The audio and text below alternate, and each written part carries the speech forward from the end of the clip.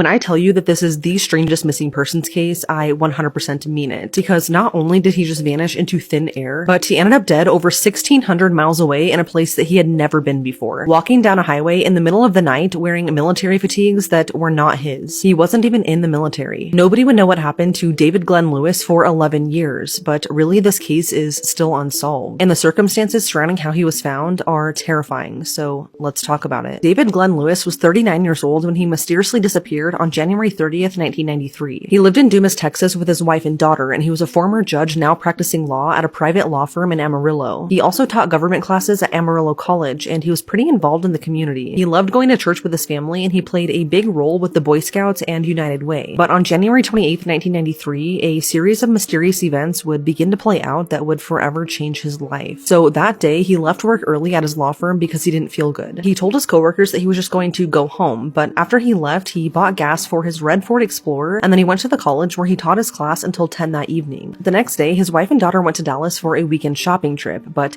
David stayed behind because he was really excited to watch the Super Bowl as his favorite team, the Dallas Cowboys, were playing in it. I guess this was a pretty big deal back then because this was the first time that the Cowboys had been in the Super Bowl in like 14 years, so he was for sure going to be watching it. So his wife and daughter took off, but they didn't see David before they left, and little did they know that when they came back, their lives would never be the same. That day, a member of their church reportedly saw David hurrying through the Southwest Airlines terminal at the Amarillo International Airport. But at the time, nothing was amiss, so it didn't really seem like a big deal. It didn't look like David had any luggage with him though, which was odd. At around 10:30 that night, a police officer who was patrolling downtown Amarillo spotted a red Ford Explorer, just like David's, parked outside of the Potter County Courthouse. By the next morning, it was gone though, so again, it didn't really seem cause for concern. And the next morning, David's car was parked in his driveway like usual. But on Super Bowl Sunday, which was January 30th, a sheriff once again saw a red Ford Explorer parked outside of the courthouse. But this time, he saw a man matching David's description across the street taking pictures of it, which was really weird and stood out to him. But again, a crime hadn't happened yet, so this wasn't really looked into too much. That night, David's wife and daughter returned home, but David was nowhere to be found. What was odd though is that the VCR was still recording, and it looked like it had started recording well before the game. In the fridge were 2 turkey sandwiches ready to be eaten, and there was a load of laundry that had recently been started in the washer. David's wedding ring and watch were found on the counter, and it really did seem like he just stepped out and would be right back. His wife thought that he maybe went to a friend's house to watch the game, and possibly went to the college after to teach his class, since he usually taught late into the night. But by the next day, David still hadn't come home, and then he missed 2 really important work meetings that he normally would never miss. This is when his wife knew something was really wrong and reported him missing to the police. As news of his disappearance spread, a Dallas taxi driver came forward and said that he drove a man who he thought could be David from a hotel to the Dallas-Fort Worth airport. He said that the man seemed really nervous and paid him in cash from a huge wad of $100 bills. It didn't take long for authorities to find David's car, and it was parked right where the sheriff had seen it the day prior, right in front of the courthouse. His keys were under the floor mat inside the car, and also found in the car were his checkbook, driver's license, and 2 gas station credit cards. At this point, authorities didn't really know where this investigation was heading, so they started combing through his bank records and found that either David or someone who had access to his account had made plans to travel. On the day he was last seen, which was Saturday, January 30th, $5,000 was deposited into his bank account, and to this day, nobody knows who deposited that money. On the day of the Super Bowl, a plane ticket under David's name was purchased from Amarillo to Dallas. It's never been proven if this was actually used, and if it was, nobody knows if it was actually David or someone else claiming to be him. On the day he was reported missing, yet another plane ticket was purchased, this time from Los Angeles to Dallas, and again it was purchased under David's name, but nobody knows if it was actually ever used. All of these odd findings really started to pile up, so police began looking into David's career and personal life to see if anyone had any reason to possibly hurt him. He was a former judge, so he was responsible for putting a lot of bad people away, and his wife did say that during his time as a judge, he received so many death threats. And at the time of his disappearance, he had been a defendant in a lawsuit brought against him and several other lawyers and former client. And what's odd is that he was the only one who had yet to be deposed, so his wife wondered if that had anything to do with his disappearance. What's really weird is that when police went to look for his files regarding this lawsuit, they were all missing too. According to David's personal lawyer, this having anything to do with his disappearance seems unlikely, because nobody would have really gained anything from it. His family immediately believed foul play was involved because David had never just left like this, and this was really out of character for him. But police couldn't find any evidence suggesting foul play, and they brought up the fact that David not so long ago had tried to run for the 69th District Court judgeship, but he lost. So they believed that this could have affected him deeper than anyone thought, and they felt that he left willingly willingly and by his own volition, so after a while they just closed his case. But what nobody saw coming was a mystery over 1,600 miles away in the small town of Moxie, Washington, where a man would turn up dead in the middle of the highway. At around 10:30 p.m. on February 1st, 1993, which is one day after David was reported missing, multiple people driving down the highway in Moxie near the Rivard Road intersection saw a man stumbling down the middle of the road. The man seemed really disoriented, so one driver decided to turn back around to see if they could possibly help, or at the very least warn other drivers to watch out for him. But when he turned around, he found the man dead in the middle of the road. He'd been struck and killed by a car, which took off and fled the scene. The man didn't have any identification on him, and he was wearing old military-style camouflage fatigues and work boots. The witness reported seeing a Chevy Camaro speed off, but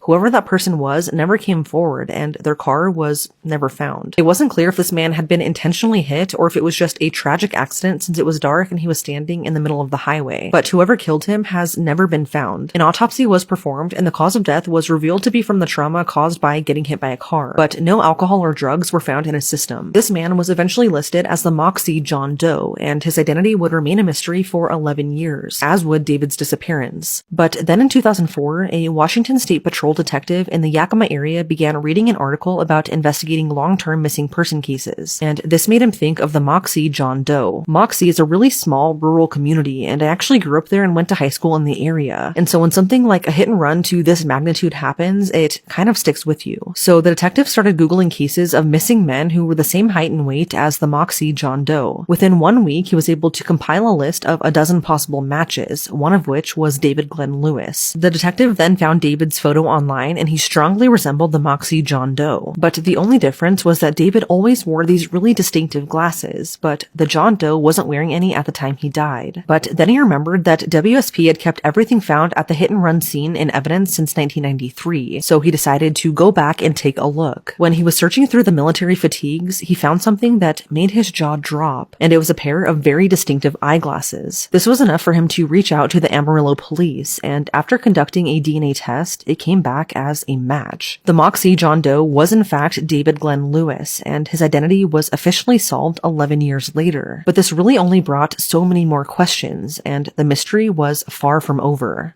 The biggest question was how David got from Amarillo to Moxie, Washington, and what exactly was he doing there? He had no connections there, and he didn't know anyone there, let alone Washington State in general. This is over 1,600 miles away from his home, and there are no direct flights between the two cities. If he drove, it would have taken him around 24 hours non-stop, but his car was found in Amarillo the day he was reported missing, so if he did drive, he definitely didn't take his own car. By the time that he was officially dead, he'd only been missing for 2 days. It's so heartbreaking to know that the entire 11 years that he was missing, he had been dead the entire time. Another major question is what he was wearing the night he died. He was found in old military-style camouflage fatigues and work boots, and his wife confirmed that those did not belong to David. So why was he wearing them, and who did they belong to? Adding to the creepiness of this case is the fact that when David was walking down the middle of the road that night, he wasn't wearing his glasses. They were in his pocket. David couldn't see without his glasses, like, at all. So it's just odd that they were in his pocket, yet he didn't have them on. But this would explain why he looked disoriented walking down the road that night, though. But none of this explains how or why he ended up 1,600 miles away wearing clothes that weren't his, and why he was just willingly walking down the middle of the highway at night. His family believes that he was abducted somehow, while others believe that his career as a judge and lawyer may have had something to do with this. But it's now been 31 years, and whatever happened to David that night remains a mystery. And although we don't know what really happened to him, I think we can all agree that whatever it was